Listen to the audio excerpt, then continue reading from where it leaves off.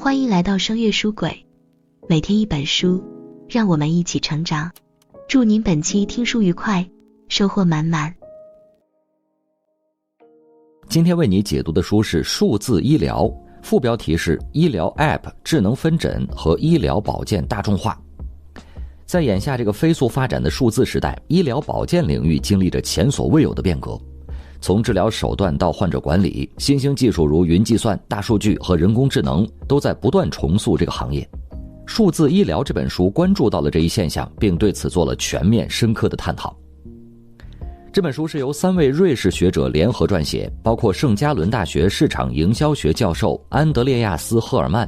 苏黎世联邦理工学院圣加伦大学信息与技术管理专业教授埃尔加·弗莱施，以及日内瓦红十字会国际委员会成员和顾问克里斯托弗·弗朗茨。这3位作者专业和背景各异，让这本书不仅涵盖了医学层面的分析，也引入了技术、产品、市场营销角度的讨论。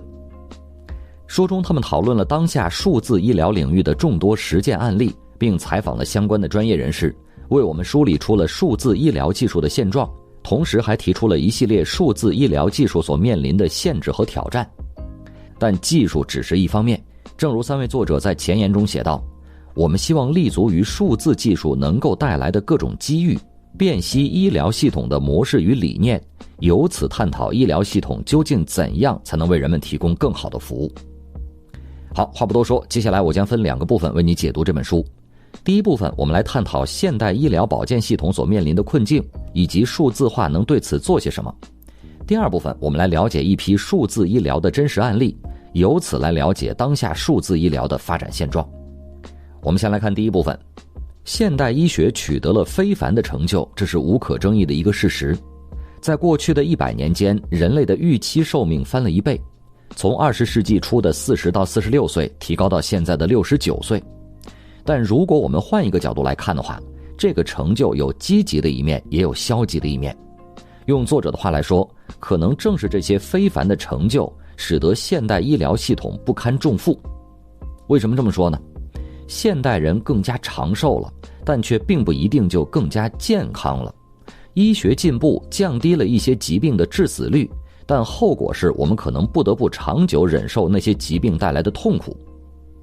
20世纪90年代末，卫生经济学家提出了一项指标，叫做健康寿命损失年，或者可以更直白的叫伤残寿命年。它指的是人们在生活中受疾病影响的时间。2016年，全世界人口健康损失年总共已经达到 7.76 亿，这意味着全世界越来越多的人在经受疾病日复一日的折磨。据世界卫生组织的预测，到2060年，非传染性慢性疾病会比现在翻一番。基于这些数据，几位作者在书中说，在19世纪，医学的敌人是传染性疾病，但到了21世纪，医学遇到了一位全新的敌人，那就是非传染性慢性疾病。常见的非传染性慢性疾病包括5种：心血管疾病、慢性呼吸系统疾病、糖尿病、心理疾病，还有癌症。这些病都不会立即致死，但是也没有办法立即治愈。就拿糖尿病来说，根据美国家庭医学年鉴的研究报告，美国糖尿病病例的平均确诊年龄从20世纪90年代的50岁以上降低到了2000年的46岁，并且仍然在呈下降趋势。一旦确诊，糖尿病患者便要开始不断控制自己的饮食，监控自己的血糖水平，而且必须每日服药，几十年如一日保持这样的习惯。过程中如果没有控制好的话，就会增加动脉和肾脏损伤的风险。更麻烦的是，糖尿病患者的溃疡和伤口愈合速度很慢，因此一个很小的创口便足以给糖尿病患者带来诸多不便，严重者甚至不得不长期服药，甚至不能行走太长距离，而他们的家属也不得不抽出大量时间来照顾患者，承受巨大的照护压力。而且除了身体上的痛苦，非传染性慢性疾病还会给社会和家庭造成巨大的经济损失。据世界经济论坛和哈佛大学公共卫生学院的统计，2010年全球在非传染性慢性疾病上的支出接近6万3千亿美元，这相当于日本和韩国的国内生产总值之和。而且据估计到2030年这个费用将提高1倍以上，达到13万亿美元。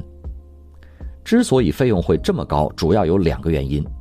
一是非传染性慢性疾病影响的群体非常庞大，二是相应治疗会在几十年内持续产生费用，除了直接和间接的治疗费用，还包括因疾病导致的收入减少部分。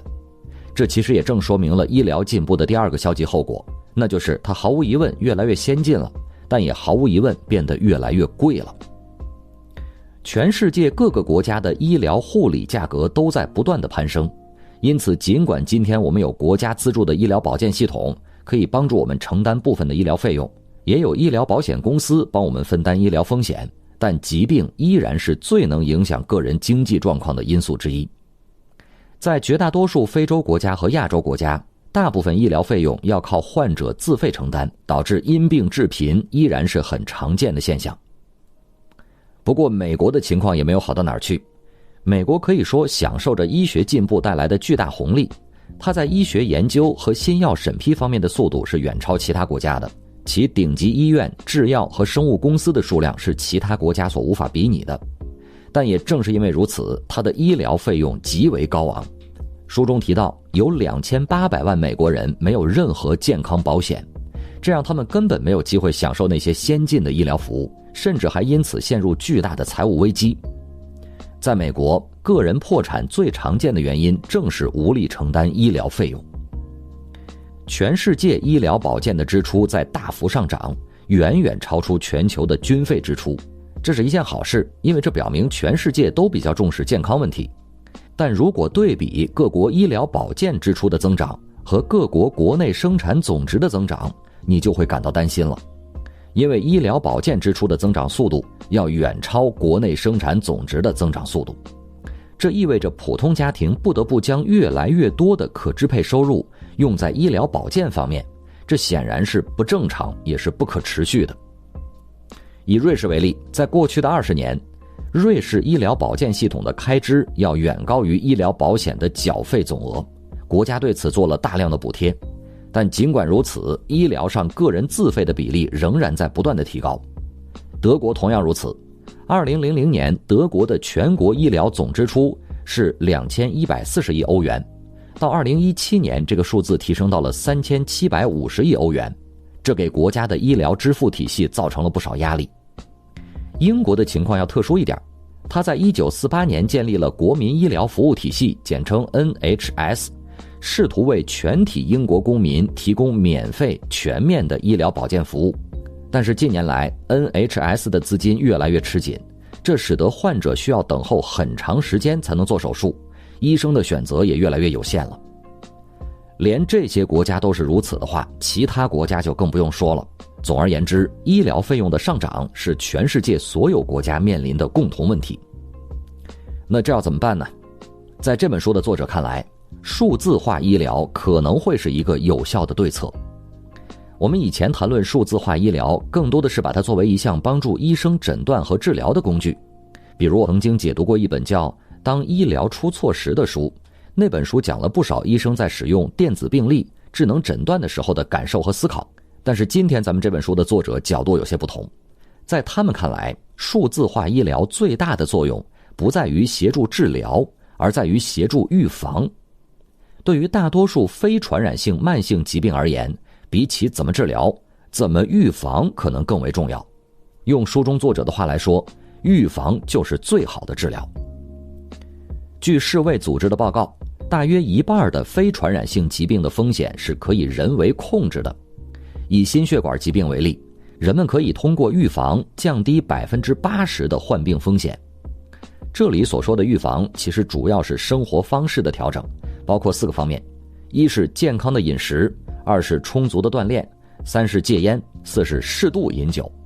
即便是癌症，也可以通过生活方式的调整，降低30%到50%的患病风险。世卫组织曾经在2010年与联合国成员国展开过合作，制定了控制非传染性疾病的全球性目标和一套衡量非传染性疾病进展的标准化方法。比如要将烟草消费量和盐摄入量减少30%，酒类消费量减少10%，缺乏运动的人口减少 10% 等等。但可惜的是，这套目标和方法执行的并不理想，甚至可以说异常缓慢。世卫组织为此在2017年特别提醒了各成员国，要加快推进相关事宜，争取在2025年完成目标。究其原因，在几位作者看来，主要在于策略制定方很难直接介入居民生活方式的塑造，它需要包括卫生、教育、宣传、法律等等多个系统的合力才能完成。在几位作者看来，数字化或许能够成为一个很好的突破口。如今数字技术几乎深入到我们生活的方方面面，它极大影响甚至是改造了我们的生活方式。如果能在数字技术中置入预防医学的观念，我们或许有可能将预防医学更快地带入日常生活。此外，数字化技术还可能提高医疗保健系统的效率，并借此来控制过度的医疗支出。数字技术出现了这么多年，但医疗部门进入数字时代却是非常缓慢的。在许多国家，医生之间的通信依然借助于患者转介信。一个患者要是更换医院或者是更换医生，就依赖于这样的手写转介信。而且由于各个就诊机构的数据并未打通，导致新医生无法立刻查看病人的过往病历和就诊记录，最后患者不得不在几个就诊机构之间来回奔波，并且进行多次相同的检验，最终浪费时间也浪费钱。新英格兰医疗保健研究所的一项研究表明，美国有 30% 的医疗保健支出属于不必要支出，削减这部分支出不会对医疗保健系统产生任何负面影响。其中很大的一个原因便是治疗效率低下。以急诊科为例，统计数据表明，医院急诊所接诊的病例中，71%完全可以避免采用急诊方式，其中24%的病例不属于急症，40%的病例可以由初级保健医生处理，还有10%则完全可以不用就医。试想，如果能够借助数字化技术实现科学的事先分诊，那将大大提高急诊的运行效率，避免不必要的开支。具体来说，书中提到了美国一家叫做奥斯卡健保的公司，它开发了一款聊天机器人，能够有效引导患者选择合适的医疗保健服务。比如当天有患者在某个周六的晚上出现了尿路感染，这个时间无法去常规门诊就诊，但又不到去急症的程度，机器人便会建议患者选择诸如远程接诊的方式来应对病情，由此来实现分诊并降低医疗开支的目的。好，说完了医疗保健体系在当下面临的困境，以及数字化技术在其中能够发挥的作用。接下来的第二部分，我们来了解一些具体案例，看看数字化技术在当下的医疗行业究竟是怎样被具体运用的，它的效果究竟如何，以及在这当中我们还需要注意些什么。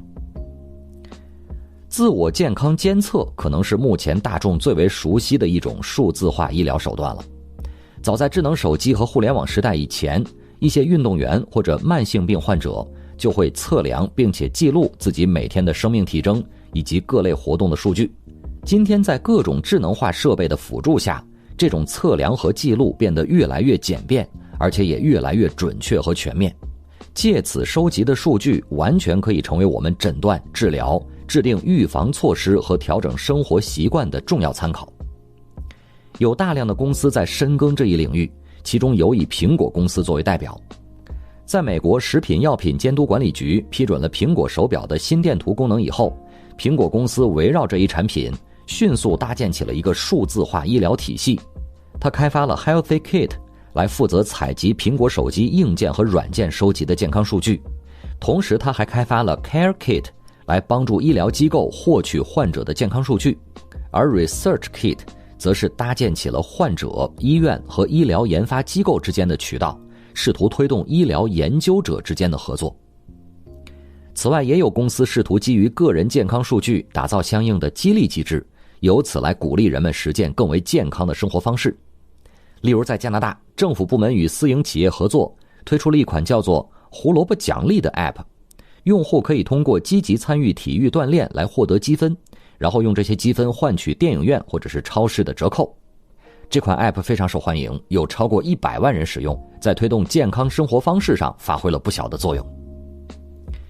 除了监测，数字化技术也在推动自助医疗检测的发展。在过往，常见的检测程序一般是这样的：首先，患者要去诊室或者是医院提供血液、尿液等等化验样本，随后实验室会对这些样本进行分析，然后在几天或者几周之后，医院会将化验结果通知患者。数字化可以通过2种方式加快这一进程。一是越来越多的检测允许人们在家中自助进行，并且立即给出结果；二是患者可以通过互联网购买医疗检测服务，并且在家中收集并发送样本，然后通过互联网接受化验结果。比如就尿检而言，现在市面上有不少自助尿检产品，检测的过程非常简单。患者先取一份尿液样本，然后将试纸进入尿液中，待试纸变色以后，拍照上传至相应 App， 人工智能算法会检查照片中的异常情况，并决定下一步的操作。这对于慢性肾衰竭疾病的初步排查有相当不错的效果。不过自助检测也有一定的争议性。作者在书中指出，自助检测虽然提高了检测的隐私性、便捷性和速度，并且能够降低检测费用，但由于缺乏专业医生对检测结果进行解释，这类检测会导致不必要的焦虑，以及不可避免的误读和误诊。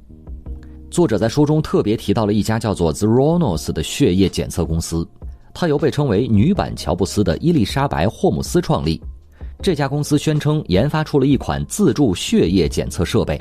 以此吸引了大量投资，公司估值一度超过90亿美元。但事后证明这只是一个骗局。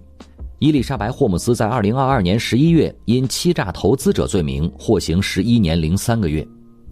作者借这个案例在书中呼吁，医疗保健行业要提高自助检测机构的认证资格，确保医疗检测具有安全性和可靠性，并且提供可靠且易于理解的指导，确保客户不会产生误解。在具体的医疗就诊环节，数字化也发挥了很大的作用。在线问诊、在线购药等等医疗服务，想必就不用多说了，这已经是当下我们很熟悉的医疗方式了。这里我想着重介绍的是依托于人工智能技术的虚拟医生服务。前面我们有讲到，慢性疾病的治疗是一个漫长的过程，并且可能涉及到生活中的方方面面。虚拟医生是针对这一类治疗的有效手段，它为患者提供长期的陪伴、建议、监测、问诊、求助等等服务。眼下有不少公司在推出虚拟医生这样的服务，而且领域不断的细分。比如书中介绍了一家芬兰的公司，它致力于治疗抑郁症和焦虑症。它的核心技术就是一个聊天机器人。这个机器人每天会为患者设定一些诸如正念、冥想等等的行为治疗练习，并且与患者时刻保持沟通。据收集的数据表明，这一技术手段是有效的。75%的用户在12周后降低了抑郁症筛查量表的得分，这意味着抑郁程度降低了。作者在书中说，在与心理疾病的斗争中，确保患者能够得到便捷、长期的治疗是非常重要的。但受限于社会对心理疾病的认知度和接受度，这一点常常难以达成。眼下借助虚拟医生服务，或许有助于降低心理治疗的门槛，让患者能够随时随地得到心理方面的舒缓和初步治疗，并且费用也比传统疗法低得多。人工智能除了能协助患者达到更好的治疗效果，它也能协助医生快速地做出更好的决定。在医学决策中，有大量的决策是基于超声影像、X 射线影像、CT 影像、MRI 影像等等做出。在医疗过程中，因误读医学影像所造成的医疗事故可以说数不胜数。这不仅给患者带来了严重影响，还增加了医疗保健部门的后续成本，而这正是人工智能可以发挥优势的地方。在美国，有一家叫做 Analytic 的公司，通过给人工智能输入大量的放射图像和相应诊断结果，来训练人工智能识别 X 射线图像的能力。根据测试，人工智能在影像识别上的速度和精度已经远超放射科的医生了。哪怕是针对罕见组织病变的检测，人工智能凭借其海量的图像检索和比照功能，以及对患者医疗数据的统合和分析能力，它的表现仍然比放射科的医生要好。中国也有公司在推进这一技术的开发和运用，比如万里云公司，它成立于2009年，也致力于提供医学影像分析服务。目前已经有1600多家医院与它展开了合作，这有助于缓解中国放射科医生和肿瘤科医生数量过少所造成的压力，并推动诸如肺癌等疾病的筛查项目。除此之外，我们也不能忽视数字化技术在药物研发方面的运用。医疗成本的增加当中有很大一部分其实是药物研发成本的增加。20世纪70年代，一种新药的平均研发费用为 1.79 亿美元，到20世纪80年代，这个数字翻了一番。而今天，一种新药从体外评估到获批上市，其平均投入成本高达25亿美元。如何借助数字化技术简化药物研发的流程，并降低研发成本，这是当下很多机构在思考的一个问题。书中作者介绍了3个在当下已经被有效运用的手段。第一个是用计算机来辅助药物发现。以往研究人员要找到一种药物，需要在实验室里花费长达数年，经过大量的试错，才有可能找到一个突破口。其实早在数字化渗透到社会各个领域之前，实验室便已经开始采用机器人来执行需要极高精度的重复性任务。如今机器人变得越来越智能，它不仅能够执行重复性的任务，还可以执行认知和研究任务，这让他们可以在排查候选药物等等事项上发挥重要作用。